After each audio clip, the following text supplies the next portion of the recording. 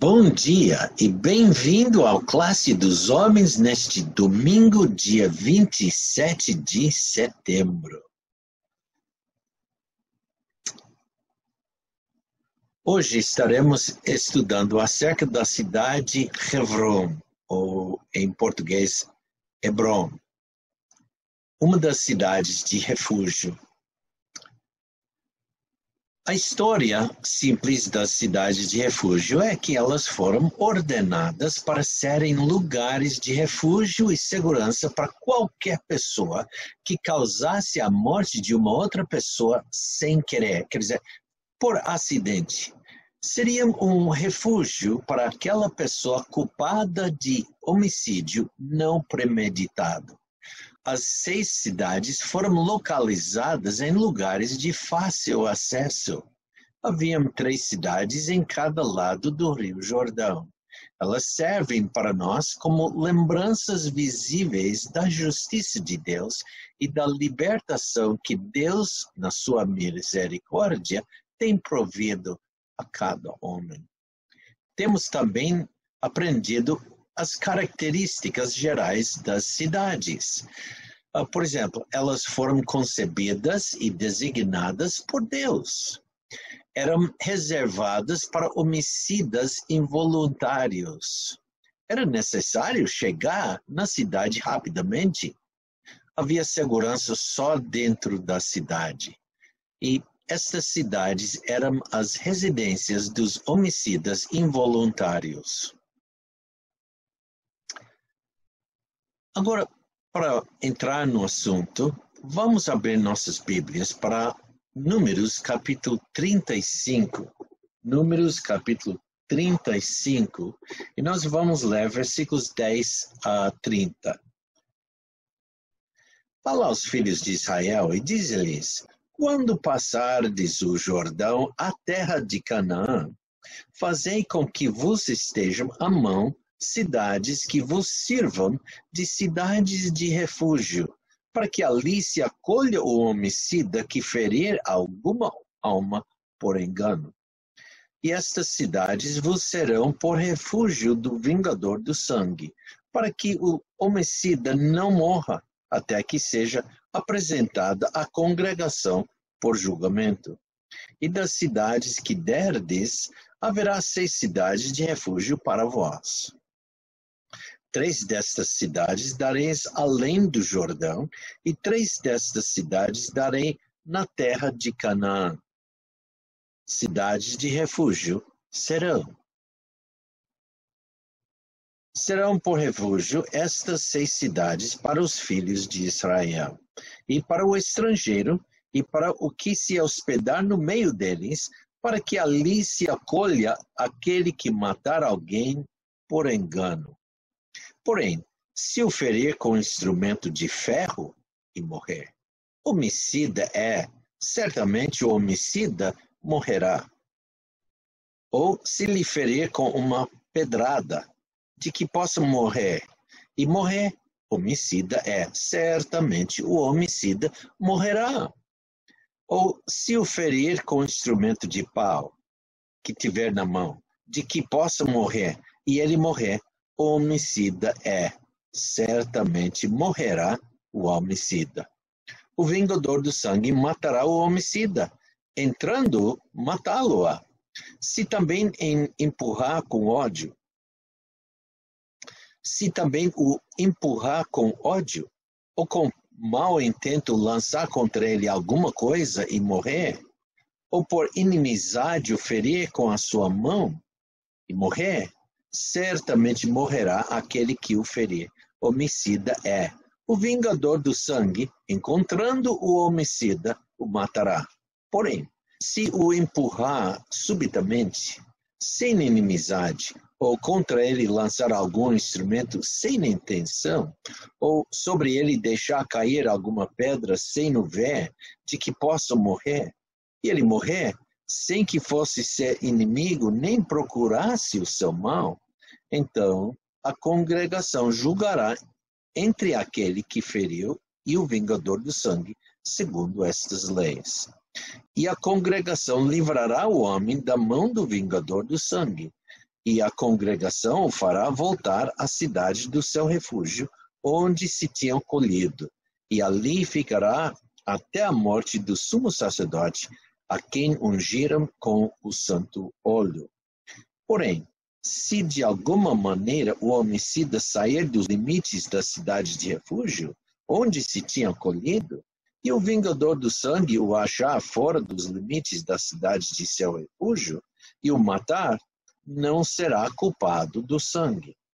Pois o homicida deverá ficar na cidade do seu refúgio até a morte do sumo sacerdote. Mas depois da morte do sumo sacerdote, o homicida voltará à terra da sua possessão. E estas coisas vos serão por estatuto de direito às vossas gerações, em todas as vossas habitações. Todo aquele que matar alguma pessoa, conforme depoimento de testemunhas, será morto. Mas uma só testemunha não testemunhará contra alguém, para que morra.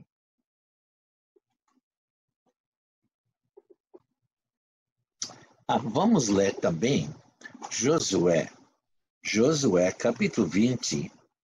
Josué capítulo 20, quero o versículo 7, para que podamos identificar a cidade, né?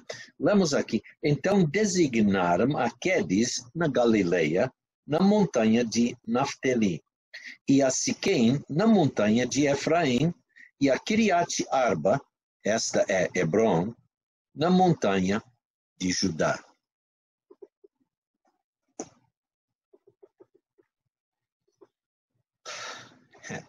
Então, vamos olhar para Deus na oração. Pai, obrigado por tua palavra. Nos ajuda a olhar, ver, ler a tua palavra.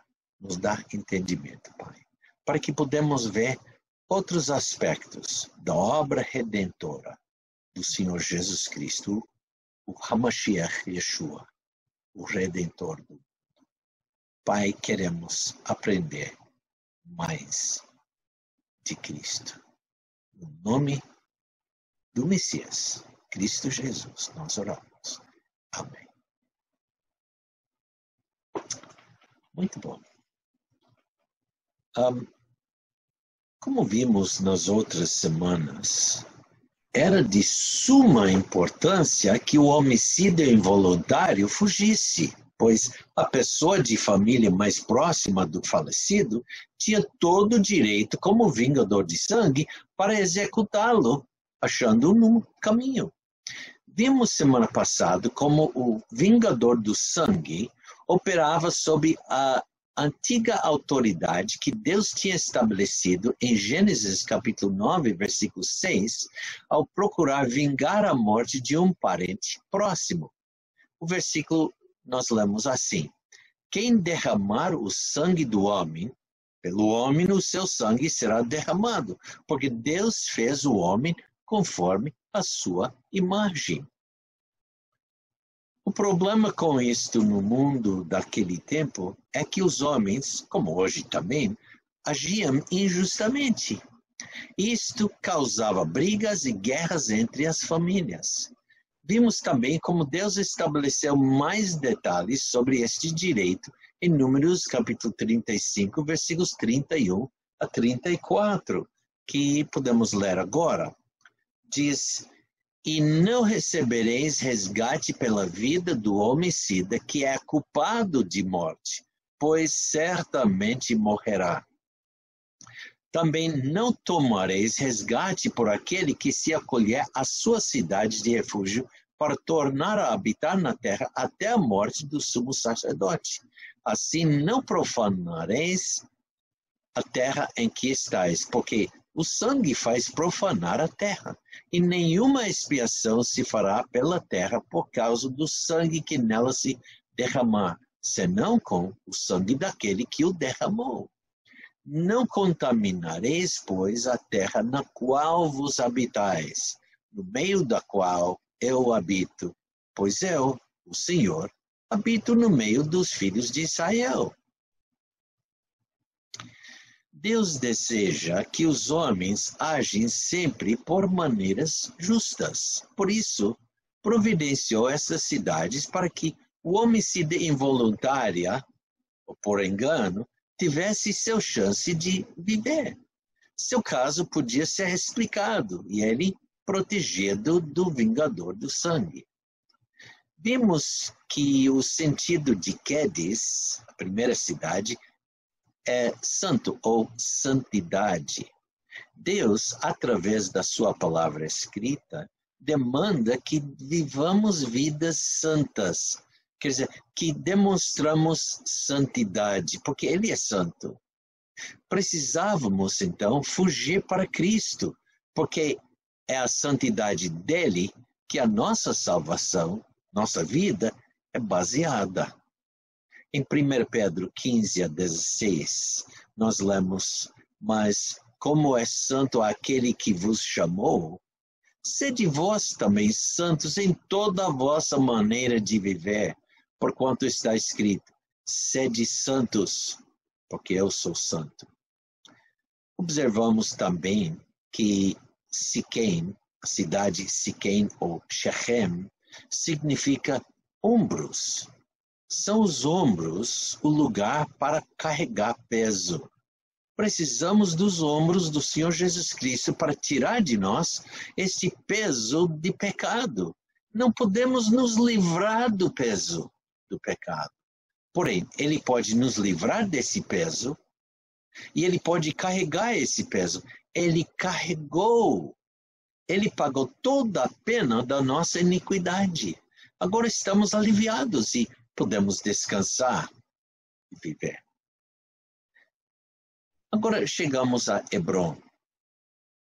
A primeira menção de Hebron na Bíblia está em Gênesis capítulo 13, versículo 18. E na ocasião, Abraão está querendo fazer um acordo com seu sobrinho e com seus pastores. Nós lemos, e disse Abraão a Ló, ora, não haja contenda entre mim e ti, e entre os meus pastores e os teus pastores, porque somos irmãos. Ao fazermos nosso estudo hoje, descobrimos que Hebron é uma das cidades mais antigas da Terra Prometida, quer dizer, a Terra Canaã. Era tão antigo, se não mais antigo, que Damasco, na Síria.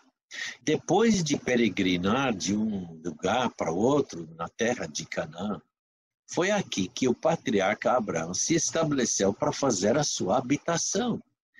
Essa pode ter sido uma decisão lógica ao escolher esta velha cidade cananeia situada na tranquila encosta das colinas do sul, que mais tarde se tornou conhecido como os Montes da Judeia. Está aninhada entre olivais, vinhas e pastagens ricas, com vista sobre um dos vales mais férteis da terra. Hebron está localizada a cerca de 30 quilômetros ao sul de Jerusalém. Perto dali, em um dos pontos mais altos da região, está a caverna de Macpelá, que Abraão comprou para enterrar sua esposa Sara. Anos depois, Abraão também foi sepultado lá. Mais tarde ainda, os outros patriarcas também foram enterrados no mesmo local. Agora, há mais de 4.000 anos que passaram. Há muitos anos, né? Talvez não fosse longe, mas à vista de suas paredes, que 3 homens apareceram a Abraão durante uma tarde, enquanto ele descansava à sombra e à porta de sua tenda. O anjo do Senhor e 2 de seus anjos o visitaram. Ele forneceu água para os beberem, água para lavar os seus pés e a sombra de uma árvore, enquanto que eles esperavam que uma refeição fosse preparada para eles.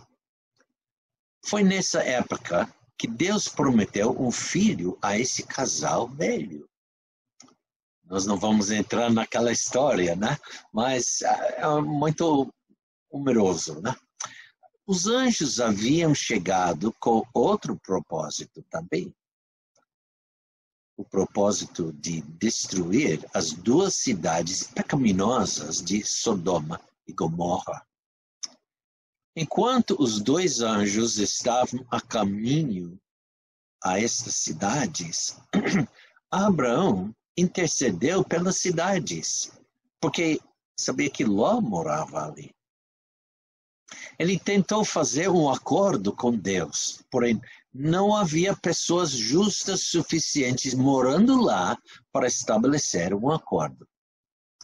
Então, as cidades foram destruídas mesmas. Da sua tenda, Abraão podia ver a fumaça da queima de Sodoma e Gomorra subindo do vale mais profundo do mundo, o Vale do Jordão, na área do Mar Morto. Por isso, o nome Mar Morto, o lugar mais profundo. Quando menino, foi aqui que Samuel ungiu Davi para ser o rei de Israel.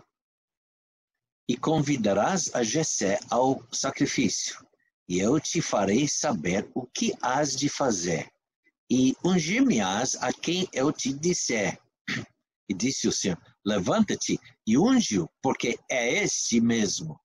Então Samuel tomou o chifre do azeite e ungiu no meio de seus irmãos. Desde aquele dia em diante, o Espírito do Senhor se apoderou de Davi. Então, Samuel se levantou e voltou a Ramá. Eu li 1 Samuel, capítulo 16, versículos 13 a 15. Agora, após a morte do rei Saul, foi também em Hebrom que Davi foi ungido pelos homens de Judá, para ser rei da tribo de Judá. E nós lemos então em 2 Samuel 2, versículo 4. Então vieram os homens de Judá e ungiram ali a Davi rei sobre a casa de Judá. E deram avisos a Davi, dizendo, os homens de Jabes Gileade foram os que sepultaram a Saul. 7 anos e meio depois, lemos em 2 Samuel, capítulo 5, versículos 3 a 5, que ele foi ungido uma terceira vez. E novamente, em Hebrom, esta vez, pelos anciãos de todas as 12 tribos de Israel. Nós lemos, assim pois, todos os anciãos de Israel vieram ao rei em Hebrom, e o rei Davi fez com eles acordo em Hebrom, perante o Senhor, e ungiram a Davi rei sobre Israel, da idade de 30 anos. Era Davi quando começou a reinar, 40 anos reinou. Em Hebrom, reinou sobre Judá 7 anos e 6 meses, e em Jerusalém reinou 33 anos sobre todo Israel e Judá. 2 Samuel 5, versículos 3 a 5. Notamos aqui que eles fizeram uma aliança, quer dizer, um acordo ali diante do Senhor com Davi. Todos estavam de acordo que Davi seria o rei. Hebrom era uma das cidades levíticas, da herança dada aos sacerdotes, os filhos de Coate. Lemos isso em Josué capítulo 21. João Batista, como sendo filho de Zacarias e da linhagem de Coate, foi entre os vinhedos e as encostas das montanhas de Hebrom, onde ele foi criado, antes de aparecer no deserto da Judeia para anunciar a vinda de alguém que, como ele disse, este é aquele que vem após mim, que é antes de mim, do qual eu não sou digno de desatar-lhe a correia da sandália. Lemos isso em João, capítulo 1, versículo 27. Cada cidade de refúgio é um tipo de Messias. O que o nome Hebron pode nos ensinar sobre o Messias, sobre Cristo? Aprendemos que somos pecadores culpados que não podem, de forma alguma por nós mesmos, salvar ou justificar-nos diante de Deus. Romanos 3,10 diz, como está escrito, não há um justo, nenhum sequer. Versículo 30 diz, por isso nenhuma carne será justificado diante dele pelas obras da lei, porque pela lei vem no conhecimento do pecado. E versículo 23 de Romanos 3 diz, porque todos pecados e destituídos estão da glória de Deus.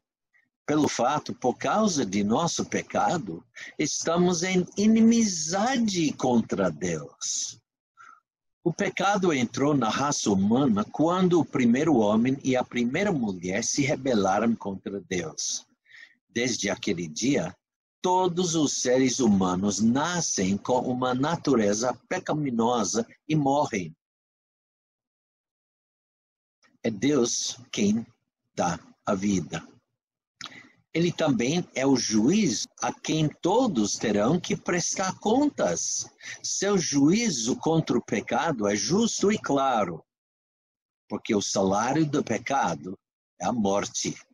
Romanos 6, versículo 23. A morte não é apenas uma separação física de Deus, mas também uma separação espiritual e eterna. O pecado e a morte espiritual nos separam de Deus. E por isso é impossível satisfazer as justas exigências de Deus com qualquer esforço humano.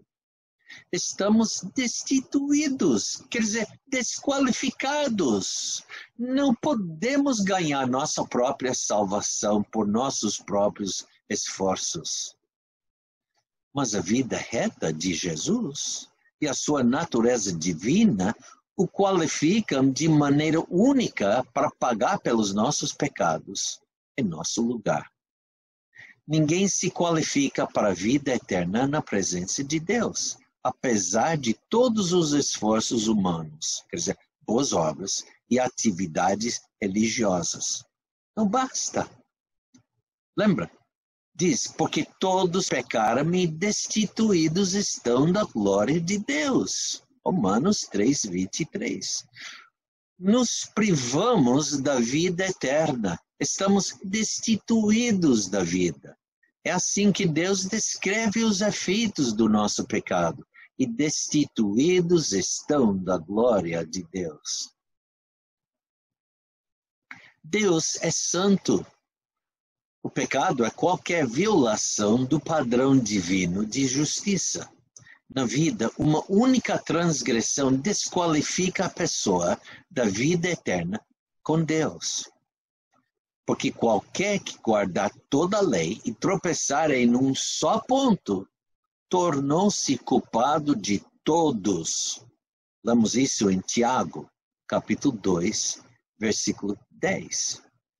Em Romanos capítulo 8,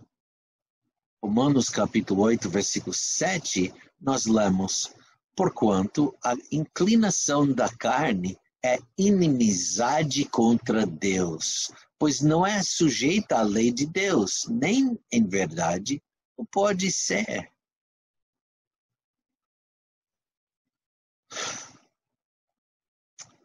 Mas de Cristo é dito, na sua carne desfez a inimizade, isto é, a lei dos mandamentos, que consistia em ordenanças, para criar em si mesmo dos dois um novo homem, fazendo a paz, e pela cruz reconciliar ambos com Deus em um corpo, matando com ela as inimizades. Nós lemos isso em Efésios capítulo 2, versículos 15 a 16. Hebron, em hebraico, significa aliança, associação, amizade. Juntando essas definições, aliança e associação, podemos chamar Hebron comunhão. Por exemplo, Lembra? Abraão procurou manter comunhão entre ele e Ló e entre seus pastores em Gênesis 13, versículo 8. Também foi em Hebrom que Abraão teve comunhão com 3 homens, um que era o Senhor mesmo, Gênesis 18, versículos 1 a 8. Outros acontecimentos também ocorreram daqui que demonstravam comunhão. Este é o lugar onde Abraão intercedeu pelo povo de Sodoma. Lembra? Gênesis 18, versículos 22 a 23. E todas as tribos de Israel reuniram num único reino sobre o rei Davi nesta cidade. Lemos isto em 2 Samuel 5, versículos 1 a 5. O pecador não tem comunhão com Deus. Ele pode ser muito religioso, mas religião não estabelece e nem garante comunhão com Deus. Vamos agora Isaías capítulo 1, versículos 10 a 14. Isaías capítulo 1. Isaías capítulo 1, versículos 10 a 14.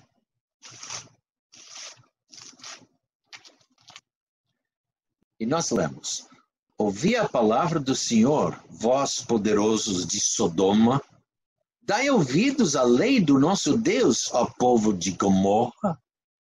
De que me serve a mim a multidão de vossos sacrifícios, diz o Senhor?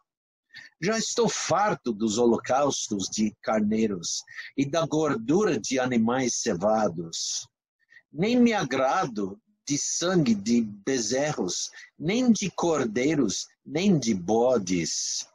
Quando vindes por comparecer perante mim, quem requeriu isto de vossas mãos, que viesses a pisar os meus átrios? Não continueis a trazer ofertas vãs. O incenso é para mim abominação, e as luas novas, e os sábados, e a convocação das assembleias. Não posso suportar iniquidade, nem mesmo a reunião solene. As vossas luas novas e as vossas solenidades, a minha alma as odeia, já me são pesadas, já estou cansado de as sofrer.